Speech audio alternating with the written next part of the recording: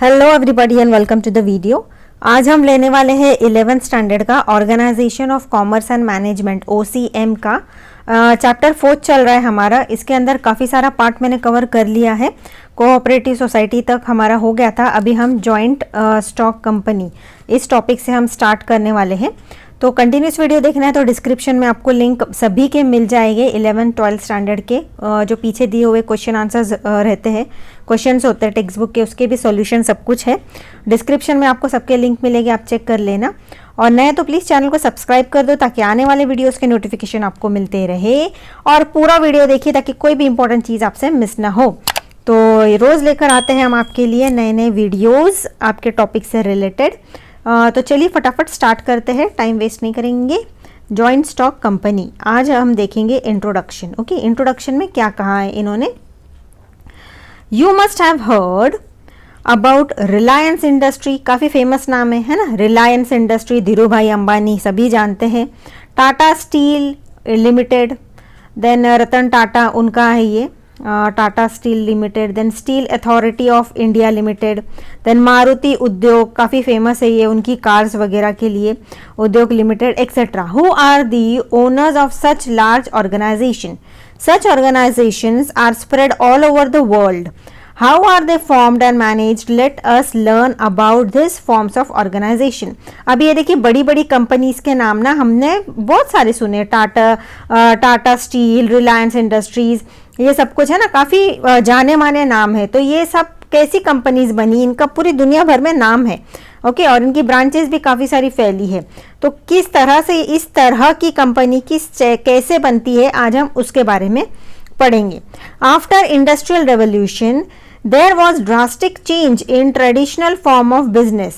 In this period a new form was introduced which is named as joint stock company. अभी देखो, जब industrial revolution आया ना तो काफ़ी सारा बदलाव आया ट्रेडिशनल फॉर्म ऑफ बिजनेस। अभी पहले ट्रेडिशनल फॉर्म ऑफ बिजनेस क्या है, वही सोल ट्रेडिंग कंसर्न वगैरह ज़्यादातर चलते थे, है ना, या फिर पार्टनरशिप भी है तो रजिस्टर नहीं भी करके काम हो जाता था। छोटे मोटे उद्योग तो वैसे थे, लेकिन क्या हो गया, जैसे ही इंडस्ट्रियल रेवोल्यूशन आया तो एक नई टाइप की कंपनी इजाद हुई जिसे कहा गया joint stock company. Okay, in this period new form was introduced which was named as joint stock company. ये आपको ऑब्जेक्टिव्स में आ सकता है। ओके, इंडस्ट्रियल रेवोल्यूशन के बाद में कौन सी टाइप की कंपनीज फॉर्म में आई, तो वो थी joint stock company. Okay, it required more capital and other resources than sole trading concern और partnership firm. अभी जो मैंने आपको वही कहा कि पहले ज़्यादातर किस चीज़ का चलन था, sole trading concern and partnership firm का, है ना। लेकिन इट रिक्वायर मोर कैपिटल। अभी सोल ट्रेडिंग के बारे में भी अभी हमने इसी चैप्टर में अच्छा खासा पढ़ लिया है और पार्टनरशिप फर्म के भी बारे में हमने पढ़ लिया, हमको काफ़ी नॉलेज आ गया है उसके बारे में। ओके, कि सोल ट्रेडिंग को भी कुछ ज़्यादा कैपिटल नहीं लगता है और पार्टनरशिप फर्म भी जितने पार्टनर्स लोग कैपिटल लाएंगे उसके ऊपर ही होगा। लेकिन ये जो जॉइंट स्टॉक कंपनी है ना, यहाँ पर हम बात कर रहे हैं कि यहाँ पर छोटे मोटे की चीज़ों की बात नहीं कर रहे कि सिर्फ एक बंदे तक ही सीमित नहीं रहेगा, सोल पर्सन नहीं। पार्टनरशिप बहुत हुआ तो 50%, उसके आगे नहीं जाते हम लोग, है ना, पार्टनरशिप फर्म में। इतना तो हमने पढ़ा है। लेकिन जॉइंट स्टॉक कंपनी है ना, यहाँ पर थोड़ा बड़ा सोचने की बात है, थोड़ा अपने विजन को और बड़ा करना है ना। ज़्यादा कैपिटल, बड़े पैमाने में सब कुछ यहाँ पर हम करने वाले हैं जॉइंट स्टॉक कंपनी में। अभी क्या है उसका मीनिंग क्या है तो वो देख लेते हैं हम लोग। Joint stock company is a voluntary association of persons who generally contribute capital. Okay, अभी वॉलेंटरी वर्ड आता है तो मैंने आपको पिछली बार ही कहा, वॉलेंटरी का मतलब ये होता है कि जो अपनी मर्जी से होकर आते हैं। ये वर्ड हमने कहाँ पर सीखा, कोऑपरेटिव सोसाइटी के बारे में जब हम पढ़ रहे थे ना, वहाँ पर भी मैक्सिमम ये वर्ड, और पार्टनरशिप फर्म में भी इस तरह का वर्ड वॉलेंटरी काफ़ी हमने पढ़ा है। तो वॉलेंटरी का मतलब फिर से मैं आपको बता देती हूँ कि अपनी मर्जी से, किसी ने उनके ऊपर दबाव नहीं डाला है। ओके, तो जॉइंट स्टॉक कंपनी है वॉलेंटरी एसोसिएशन। एसोसिएशन मतलब क्या, कुछ लोग मिलके आए हैं और वो अपना ग्रुप फॉर्म किया। एक ग्रुप को हम नाम दे देंगे एसोसिएशन वर्ड। ओके, मतलब अपनी मर्जी से ग्रुप फॉर्म किया है कुछ लोगों ने। Okay, who generally contribute capital, अपने पॉकेट से तो थोड़ा बहुत कैपिटल लाना तो जरूरी है ना। तो जिन लोगों ने जो अपनी मर्जी से आए हैं, ग्रुप फॉर्म किया है, उन्होंने कुछ कैपिटल भी लाया है। कैपिटल क्या होता है? वो पैसा होता है जो बिजनेस को शुरुआत करने के लिए जो पैसा लगता है शुरुआती टाइम में, कहाँ पर हम खर्च करेंगे। हमने फर्स्ट चैप्टर में पढ़ा कि सेक्रेटरियल प्रैक्टिस में भी पढ़ा है कि इस कैपिटल का पैसा जो शुरुआत के जो काम होते हैं ना, जैसे कि रजिस्ट्रेशन करना, जो बेसिक काम होते हैं ना, डॉक्यूमेंटेशन वगैरह, या फिर सीए को अपॉइंट करना, सीएस को अपॉइंट करना, सेक्रेटरी को अपॉइंट करना, उनको पैसे वगैरह देना, ये सब कुछ जो होता है उसका खर्च कहाँ से देता है? ये कैपिटल से जाता है ये सारा खर्च। ओके, मतलब बिजनेस को फॉर्म करने के लिए शुरुआत का एकदम फाउंडेशन के लिए जो पैसा लगता है उसको हम बोलेंगे capital. Okay, they carry on a particular type of business which is established by law. okay? मतलब लॉ के हिसाब से, मतलब लीगल काम करने वाले हैं ये लोग, इलीगल या अनलॉफुल काम नहीं करेंगे। Okay, the total capital of joint stock company is known as share capital. अभी जितना भी पैसा ये जो पर्सन्स लाते हैं ना, सब मिलकर, जिन्होंने वॉलंटरीली जो एसोसिएशन फॉर्म किया, इन लोगों ने, जिन लोगों ने अपने पॉकेट से पैसा लाया, कैपिटल लाया, तो जो उस कैपिटल को हम क्या बोलेंगे? Share capital. ओके, ये वर्ड यहाँ पर दे दिया गया। It is divided into small units called shares. अभी शेयर कैपिटल को क्या किया गया है? उसको छोटे छोटे हिस्सों में डिवाइड कर देते हैं और उसे हम क्या नाम देंगे? Shares. Every member hold some share. हर मेंबर के पास में कुछ ना कुछ शेयर्स रहते हैं। These members are called as what? These members are called as share holders. Okay, देखो पहले तो जॉइंट स्टॉक कंपनी होती है, फिर जॉइंट स्टॉक कंपनी के अंदर कुछ लोग मिलकर आते हैं जो अपना पैसा लाते हैं, साथ में ग्रुप बना के अपनी मर्जी से आते हैं एक कंपनी या बिजनेस करने के लिए। ओके, तो करने के लिए आते हैं तो वो क्या करते हैं? अपने साथ साथ कैपिटल लाते हैं, मतलब बिजनेस को शुरुआत के लिए जो पैसा लाया जाता है वो कैपिटल लाते हैं। उस कैपिटल वाले पैसे को क्या बोलेंगे हम? Share capital. शेयर कैपिटल बोलेंगे तो फिर अभी जो लोग आए हैं उनको भी तो कुछ ना कुछ शेयर अपॉइंट करना पड़ेगा, ताकि आगे चल के वो अपना प्रॉफिट वगैरह या अपने वो डिविडेंड्स वगैरह किस तरह से शेयर करेंगे। तो जितना भी कैपिटल लाएंगे उस हिसाब से उनके रेशियोज डिसाइड किए जाते हैं, तो उसको हम बोलते हैं शेयर रेशियोज। वो आप आगे पढ़ोगे। ओके, तो ये जितना भी कैपिटल आते हैं ना, उस हिसाब से उनको शेयर्स बांट दिए जाते हैं उसका कैलकुलेशन करके। ओके, तो ये जो उसके क्या बोलेंगे हम? शेयर्स बोलेंगे। और शेयर्स जो जिस बंदे के पास होता है, जिस इंसान के पास होता है, उसको हम बोलेंगे शेयर होल्डर्स। ओके, या shareholder. In India every joint stock company is registered as per the companies act 2013। Okay, ये आपको बहुत अच्छे से समझ लेना है, बहुत इंपॉर्टेंट चीज है ये, कि इंडिया के अंदर जॉइंट स्टॉक कंपनी अभी हमने देखा है, देखो पार्टनरशिप जो होती है, अगर उसे रजिस्टर करना है, महाराष्ट्र में तो कंपलसरी रजिस्ट्रेशन। ओके, बाकी इंडिया में दूसरे कुछ स्टेट में कंपलसरी नहीं भी है पार्टनरशिप। ओके, सिर्फ ओरली भी हो जाता है। तो पार्टनरशिप को जब हम रजिस्टर करते हैं तो वो कौन से गाइडलाइंस के अंडर करते हैं? Partnership act 1932। तो उसी तरह से जॉइंट स्टॉक कंपनी जो है उसको जब रजिस्टर करना होता है तो हम उसको किसके अंडर रजिस्टर करेंगे? Companies act 2013। इसका मतलब ये हो गया कि जब हम हमारी कंपनी बना लेते हैं ना, तो इस कंपनीज एक्ट 2013 के अंडर कुछ गाइडलाइंस दिए गए हो गए, यूजर गाइड, कि आपको इस तरह से चलना है, ये स्टेप करोगे तो ही आप लीगली आप बने रहोगे अपने इस पे, अपने पोजीशन पे कंपनी की बाय लॉ। अगर आप कुछ चीजें फॉलो नहीं करते हो जो कि कंपनीज एक्ट 2013 में दिया है, तो फिर हो सकता है कि आपका रजिस्ट्रेशन कैंसिल भी हो जाए। वैसे तो नहीं करते, सब लोग प्रॉपरली फॉलो ही करते। ओके, किसे अपनी कंपनी बंद करनी है। डेफिनेशन से देख लेते हैं। अगर आपको समझ में आ रहा है तो प्लीज़ नीचे कमेंट कर दीजिए कैसा लग रहा है वीडियो। ओके, अपने दोस्तों के साथ ज़रूर शेयर करिएगा, ताकि आपने अपने ये आपका भी अभी चैनल है तो इस चैनल को ग्रो करने के लिए हेल्प करिए। और कुछ समझ रहा है, नहीं समझ रहा है तो भी कमेंट करिए, मैं आपको समझा दूंगी। ओके, तो आगे देख लेते हैं डेफिनेशन क्या दिया, इसे मैं रीड आउट कर लूँ। एक्सप्लेनेशन तो हमने ऊपर देखा है। A joint stock company is a voluntary association, वही अभी हमने जो देखा। ऑफ किसका? Of individual.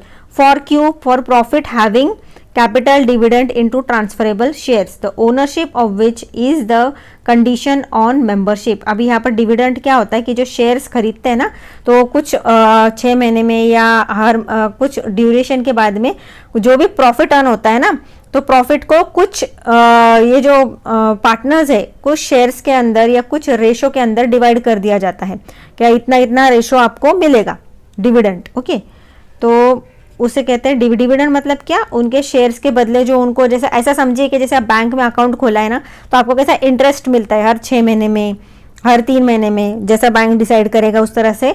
तो उस तरह से उस इंटरेस्ट के बदले आप यहाँ पर डिविडेंड वर्ड समझ लो, ओके, कि शेयर्स के बदले आपको डिविडेंड मिलता है। आगे देख लेते हैं। A company is a person, artificial, invisible, intangible and existing only in the eyes of law. Okay, वो लॉ के हिसाब से इसे एक ऐसा आर्टिफिशियल पर्सन माना जाता है, उसे एक आइडेंटिटी मिल जाती है। मतलब पार्टनरशिप में हमने क्या देखा था कि पार्टनरशिप सोल ट्रेडर में और पार्टनरशिप में हमने ये देखा था कि बिजनेस की जो आइडेंटिटी होती है ना, वो उसके ओनर से अलग नहीं होती। लेकिन यहाँ पर जब कंपनी की बात होती है ना, तो कंपनी की आइडेंटिटी अलग हो जाती है और उसको जिन लोगों ने फॉर्म किया है ना, उन लोगों की आइडेंटिटी अलग हो जाती है। ओके, यहाँ पर जैसे मैंने आपको पहले भी एग्जांपल दिया है कि अगर सपोज सोल ट्रेडिंग में अगर किसी ने किराने का दुकान डाला है और अगर बिजनेस में लॉस हुआ है, तो हम क्या बोलेंगे, सपोज बिजनेस महेश का है, तो हम क्या बोलेंगे, भले लॉस बिजनेस में हुआ है, लेकिन हम उस वक्त क्या बोल सकते हैं कि महेश को लॉस हुआ है। लेकिन यहाँ पर अगर कंपनी में लॉस हुआ है ना, सपोज टाटा की कंपनी को लॉस हुआ है, तो हम ये नहीं कहेंगे कि मिस्टर रतन टाटा को लॉस हुआ है। हम ऐसा मोस्टली ये वर्ड यूज करेंगे कि यहाँ पर टाटा एज अ कंपनी, जिसे एक रजिस्टर करने के बाद में एक इंडिविजुअल, जैसे जीते जाते इंसान को जैसी पहचान मिलती है ना, वैसे उसको भी एक पहचान मिली हुई है। भले वो आर्टिफिशियल पर्सन क्यों है, क्योंकि उसमें ब्लड एंड फ्लैश नहीं है, चल फिर नहीं सकता है, लेकिन उसको एक आइडेंटिटी मिली। तो यहाँ पर जब लॉस होता है तो हम क्या कहते हैं, कंपनी का नाम हम यूज कर सकते हैं कि टाटा एंड स्टील कंपनी को लॉस हुआ है। यहाँ पर उस पर्सन या ओनर का नाम यूज करने की जरूरत नहीं है। Okay, in the eyes of law, being a more creature of law, it possesses only those properties which the charter of its creation confers upon it, either expressly or an incidental to its very existence. Chief Justice Marshall ने दिया ये definition. Now according to Companies Act 2013 section 220, okay, under section 220 क्या दिया गया है, the term company to mean a company incorporated under the Companies Act 2013 or any provision company law. Okay, मतलब Companies Act 2013 के under section 2 under section 220 जो भी terms and condition दिए गए हैं, अगर उस हिसाब से अगर कंपनी चल रही है तो वो बाय लॉ लीगल है। आगे दिया गया है फीचर्स। ओके, फीचर्स देख लेते हैं हम लोग। फीचर्स क्या बताए गए हैं, voluntary association, person of any caste religion can become the member of joint stock company. Okay, यहाँ पर किसी भी जात वात को या ऐसा कुछ चीज़ नहीं है कि बाबा इसी रिलीजन का आदमी ये सब कंपनी खोल सकता है, ऐसा नहीं है। आप, India is a democratic country और किसी का भी सबके राइट्स इक्वल है। तो जिसकी भी मर्जी होगी, जिसके भी पास कैपिटल होंगे, अगर वो ग्रुप फॉर्म करके करना चाहते हैं, शुरू करना चाहते हैं कंपनी, तो कर सकते हैं। There is no restriction regarding number of shares purchased by one person.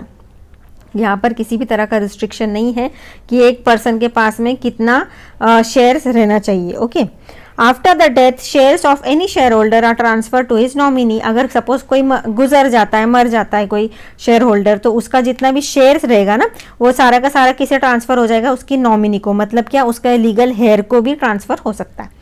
There is no restriction on transfer of share. किसी भी तरह से restrictions नहीं है by transfer of share। लेकिन जब हमने पार्टनरशिप फॉर्म के बारे में पढ़ा था ना, तो वहाँ पर थोड़े बहुत restrictions रहते हैं। ओके, अगर वो रजिस्टर किया गया है पार्टनरशिप फॉर्म, तो अगर वहाँ पार्टनरशिप फॉर्म में हमने क्या देखा था कि अगर वहाँ पर डेथ हो जाती है तो वो पार्टनरशिप अगर पेपर्स में कुछ नहीं लिखा है तो डिसॉल्व हो सकती है। बाकी के नए जो पार्टनर्स होंगे बचे हुए, उन लोगों को नया कॉन्ट्रैक्ट या नया अग्रीमेंट करना होगा। लेकिन यहाँ पर ऐसा कोई किसी भी तरह का केस नहीं है। ओके, साथ साथ में हमारा देखिए कंपैरिजन भी हो जा रहा है ना। आगे देखते हैं registration. Registration is compulsory according to the companies act 2013। अब यहाँ पर इन्होंने क्या बोला है कि कंपलसरी है, अगर आप रजिस्टर नहीं करोगे तो वो कुछ उसको आइडेंटिटी नहीं रहेगी, तो रजिस्टर करना ज़रूरी है। और कहाँ करोगे, अंडर कंपनीज एक्ट 2013। ओके, और क्या दिया था, अंडर सेक्शन 220। ओके, ये भी है चीज़, वो डालोगे तो और अच्छा लगेगा।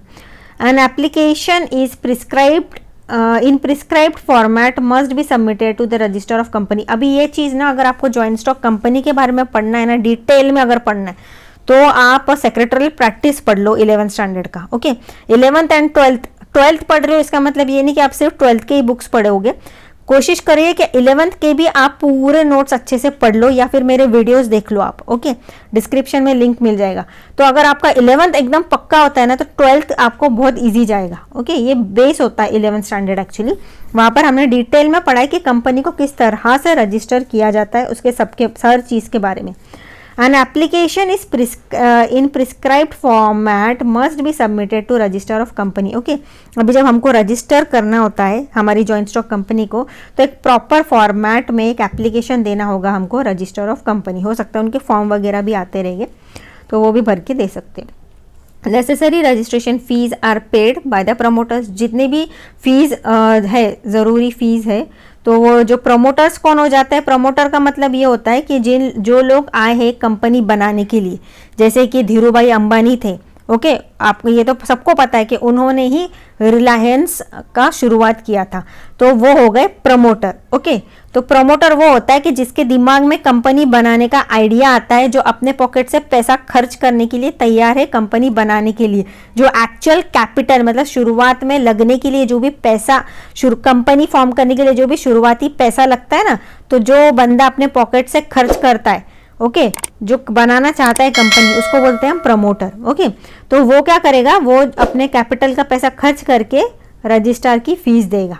ओके, आगे देखते हैं। Fees paid by promoter. A certificate of registration incorporation certificate is issued to the company after registration. Properly देखिए, उसके ना एक्चुअली बहुत लंबा चौड़ा प्रोसेस होता है, लेकिन इन्होंने यहाँ पर शॉर्ट में बताया है, लेकिन वो 11th केस में है। ओके, तो अगर यहाँ पर अगर आपको देखना है ना, तो अल्टीमेटली इन्होंने शॉर्ट में बता दिया है कि सर्टिफिकेट आखिरी में क्या मिल जाता है आपको, एक सर्टिफिकेट, सब प्रोसेस होने के बाद में सर्टिफिकेट ऑफ इनकॉर्पोरेशन मिल जाता है, and is issued by company after registration. वो कंपनी को दे दिया जाता है रजिस्ट्रेशन होने के बाद में। A private limited company can immediately start its business and after incorporation certificate। अभी जो प्राइवेट कंपनीज होती है ना, अगर ओके, तो प्राइवेट कंपनी क्या मतलब, कोई भी आम इंसान हमारे जैसा जाके रजिस्टर करता है, तो उसको हम बोलेंगे प्राइवेट लिमिटेड कंपनी। तो वहाँ पर गवर्नमेंट का मतलब, गवर्नमेंट से कुछ भी इन्वॉल्वमेंट नहीं, मतलब गवर्नमेंट के पास आके हमने रजिस्टर तो किया है, लीगल तो हुआ है वो, ओके, कहीं ना कहीं है, लेकिन पार्टनर्स के अंदर गवर्नमेंट नहीं है, पब्लिक नहीं होता है वो, तो वहाँ उस पर हम प्राइवेट वर्ड यूज़ करते हैं। ओके, तो यहाँ पर क्या होता है, a private limited company can immediately start, जैसे ही रजिस्टर होता है ना, तो प्राइवेट लिमिटेड कंपनी बिंदास अपना बिजनेस स्टार्ट कर दे सकता है। A public limited company must obtain certificate of commencement of business, trading certificate to start its business. अब जाकर प्राइवेट कंपनी तो स्टार्ट कर दे सकता है, लेकिन जो पब्लिक लिमिटेड कंपनी होती है ना, उन लोगों को और एक सर्टिफिकेट की ज़रूरत होती है, वो है certificate of commencement of business. Okay, trading certificate बोलते हैं जिसको, टू स्टार्ट बिजनेस। आगे देख लेते हैं registered office. Registered office, the address of registered office of company is mentioned in memorandum of association. अभी जब हम रजिस्ट्रेशन करने जाते हैं ना, तो उसके पहले memorandum of association, articles of association, ये पहले ही बना के रखना पड़ता है। मेमोरेंडम ऑफ एसोसिएशन अगर मैं आपको बोलूँ शॉर्ट में, ओके, तो ये वो होता है कि बाबा अभी कंपनी के लिए हम अपने तरफ से भी कुछ गाइडलाइंस, रूल्स अपने तरफ से भी कुछ लेट डाउन करते हैं कि हमारा कंपनी ऐसा ऐसा वर्क करेगा, हमारे यहाँ पर ये कुछ रूल्स वगैरह होंगे जो फॉलो करने होंगे, ऑफिस का ये टाइम वगैरह होगा, ये सब कुछ रोज़मर्रा की चीज़ें, ये सब कुछ मेमोरेंडम। और अगर सपोज किसी कोई कंपनी छोड़ के जा रहा है तो उसको ये प्रोसेस करना होगा, अगर कोई आ रहा है तो उसके लिए हम ऐसा ऐसा इंटरव्यू ऑर्गेनाइज करेंगे, ओरल, रिटर्न वगैरह, ये सब मतलब पूरा प्रोसेस। ओके, ये सब कुछ मेमोरेंडम ऑफ एसोसिएशन में होगा। देन एजेंडा वगैरह किस तरह से डिज़ाइन करेंगे, सब कुछ। तो the address of register office of company is mentioned in memorandum of association. All the important documents of a company are kept in the registered office. अभी जहाँ पर आपने अपने कंपनी को registered office, that is registrar of shareholders. अभी जो भी is mention in all the important documents of company. अभी जितना भी कंपनी का जो इम्पोर्टेंट डॉक्यूमेंट्स होंगे ना वो कहाँ पर रखे होंगे, रजिस्टर्ड ऑफिस। कहाँ पर? That is register of share holder. Annual reports, minutes, book, memorandum, article of association, prospectus, ये सब कुछ उनके अंदर आ जाता है। आगे देख लेते हैं artificial legal person. A company is an artificial person created by law. Okay, मतलब वो क्या है, एक डुप्लीकेट पर्सन है, कोई जीता जागता जिसके अंदर ब्लड एंड फ्लैश है, इस तरह का बंदा नहीं है। Okay, it has got an artificial person identity, मतलब उसको आइडेंटिटी तो मिला है लेकिन वो एक आर्टिफिशियल, झूठा, या फिर एक कहो रोबोट टाइप या डमी हो गया। ओके, इस तरह भी आप समझ लो, मतलब वो जीता जागता इंसान नहीं है, उसे बस एक पहचान दी गई है in the eyes of law. It can enter into contract. अभी वो जो कंपनी है उसकी एक आइडेंटिटी है, तो वो जैसे इंसान लोग कॉन्ट्रैक्ट में आ सकते हैं उस तरह वो भी कॉन्ट्रैक्ट कर सकता है थर्ड पार्टी से after registration. Okay, it can buy sell asset, वो खरीद भी सकता है, बेच भी सकता है assets, borrow money, open an account in bank, सब कुछ कर सकता है। जो भी एक जीता जागता इंसान कर सकता है ना, वो सब कुछ वो कर सकता है। सिर्फ इतना है कि उसको करने के लिए लोग लगते हैं। ओके, जो भी उसके अंदर बोर्ड ऑफ डायरेक्टर्स वगैरह होंगे वो सब कुछ कंपनी का नाम इस्तेमाल करके ये बैंक अकाउंट खोल सकते हैं, सब एक्टिविटीज़ कर सकते हैं। Therefore any law can create joint stock company and only law can wind up it. इसीलिए जो ये है लॉ जो है, लीगल लॉ जो है, वो जॉइंट स्टॉक कंपनी बना भी सकता है और अगर वो लॉ चाहे तो जॉइंट स्टॉक कंपनी को फिनिश ऑफ या वाइंड अप भी कर सकता है। ओके, आगे है सेपरेट लीगल स्टेटस। अभी हम देख लेते कितने पॉइंट्स बचे हैं। ओके, काफ़ी सारे पॉइंट है। अभी हमने देख लिया आर्टिफिशियल लीगल पर्सन तक हमने देख लिया। ओके, तो अभी मैं कोशिश करूँगी कि कल या अगले वीडियो में मैं आपको यहाँ से ले लूँ artificial legal status, separate legal status. Okay, confusion हो रहा है तो ठीक है, मिलते हैं अगले वीडियो में। आई होप आपको सब कुछ समझ गया होगा। अभी मैं 12th स्टैंडर्ड के भी कोशिश कर रही हूँ वीडियोस डालने के, तो अगर आपके फ्रेंड्स वगैरह है तो प्लीज़ उनके साथ भी लिंक शेयर करिए।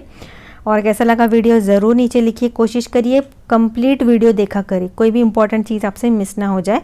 और 11th के भी देखिए और 12th के भी देखिए, अगर आप 12th में है तो 11th के भी ज़रूर देखा करिए। ओके, तो चलिए, bye bye, have a good day.